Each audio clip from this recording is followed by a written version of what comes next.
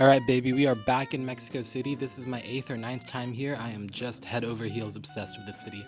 It's become a home away from home, and I always make a stop here every year after a jam packed schedule of travel. It's where I feel the most at peace. The energy of the city is something else. It just really brings you to life and sparks so much joy with all the music on the streets, the incredible street food everywhere, the nightlife, the people, the culture, the colors. There is so much to love about Mexico City. It is always evolving. It is perhaps the most dynamic city I've ever been to. It is always in motion, and when people ask if I ever get bored coming back to Mexico City, my immediate answer is no, I never get bored here. The city is massive, and it's such a hub for art, music, and creativity, which means that there is always going to be something exciting going on. And in this video, we are going to talk about one of my new favorite places that I just recently visited in the city for the first time, and not too many travelers know about it yet.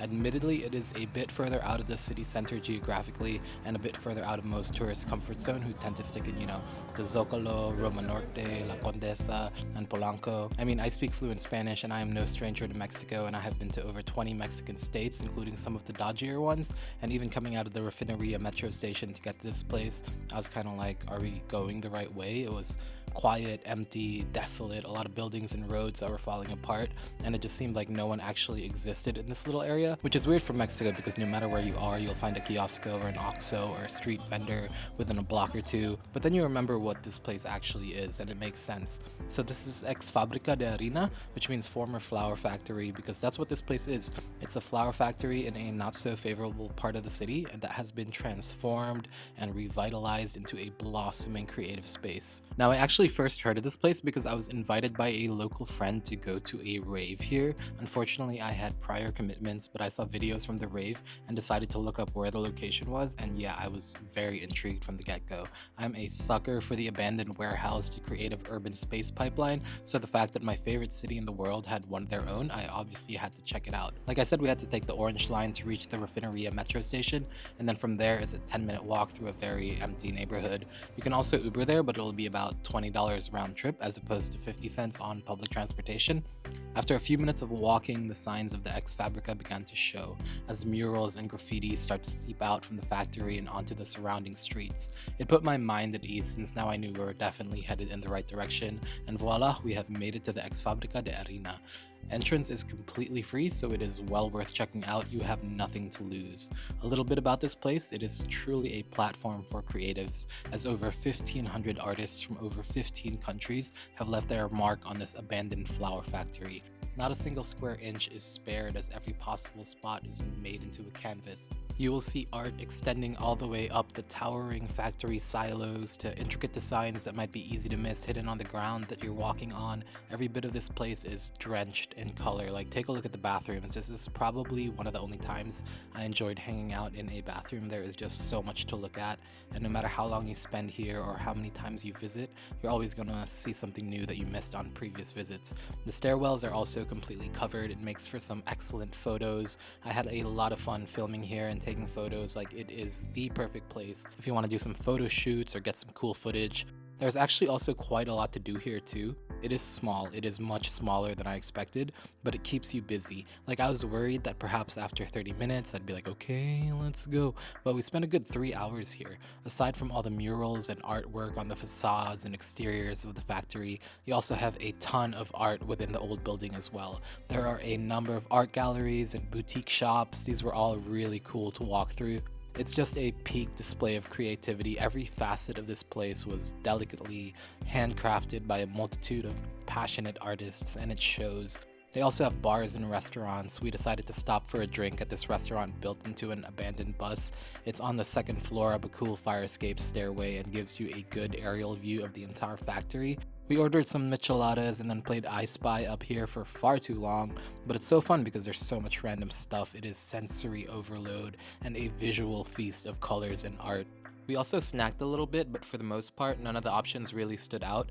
It was a lot of Western style bar food like hot dogs, french fries, pizzas, wings, and I know it's growing as a tourist attraction, but this place still felt pretty overpriced.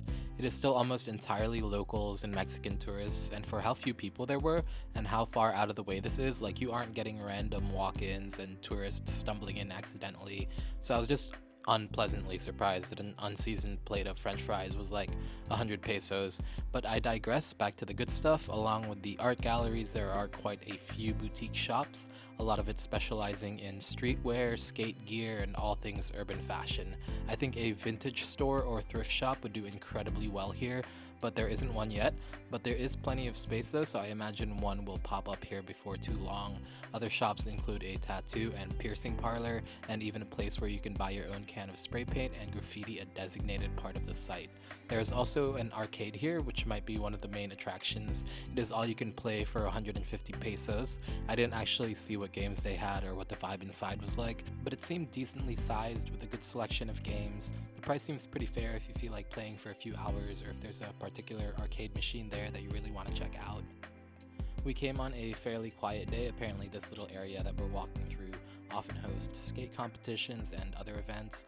I've also seen Ex Fabrica advertising craft markets and winter markets, film showings, and all sorts of events. Of course, there was that rave that I mentioned earlier, and I feel like this is simply a legendary venue for a rave or a concert or even a whole festival. The capacity is apparently 2,000 people, so I can imagine it just gets wild in here. I'll definitely come back for one of those if the timing is right, but like I said, Ex Fabrica is smaller than I expected. Realistically, it will take you around an hour if you go into all the shops and really, get into the murals and street art. That's why I'd recommend coming here if you want to eat something, grab a few drinks in a cool location, or kill some time at the arcade, because for now it's fairly small. I'm sure it will continue to grow as more and more people come. The website mentioned that over 200,000 people visit Ex Fabrica every year, so I can only predict that more and more businesses will start popping up in the many available rooms of the abandoned factory. I could see this being the perfect place for a big thrift shop or vintage market, some unique jewelry and accessories, and overall, just a great venue and platform for local and international designers and creatives to network and connect with other people of Mexico City's thriving art and cultural scene. I really enjoyed this place, and if you are in Mexico City, I highly recommend paying this place a visit. There are a ton of things to do in Mexico City, and this goes fairly under the radar. If you want something unique and off the beaten path, a hidden gem that most tourists to Mexico City do not get to visit, look no further than Ex Fabrica. Don't forget to subscribe and stay tuned for more videos on Mexico and beyond. Of course, you can find plenty of things on Mexico City and the world on my travel blog, my Instagram, and my TikTok, so follow me on those as well. Hasta pronto, nos vemos. Until next time.